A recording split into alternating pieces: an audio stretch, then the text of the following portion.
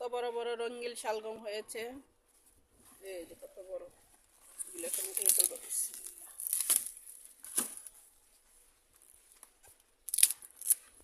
ভিতরটা সাদাই কিন্তু উপরটা রঙিন। এই পাশে আরো আছে সাদা কালারটা। এটা খুব বেশ বড় হয়ে গেছে, অনেক বড় হয়েছে মাশাআল্লাহ। বিসমিল্লাহ।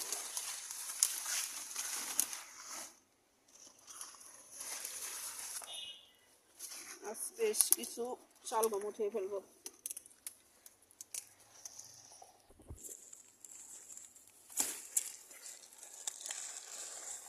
অনেকগুলো শালগম হয়ে গেছে, রঙিন সবুজ দোনোটাই আছে।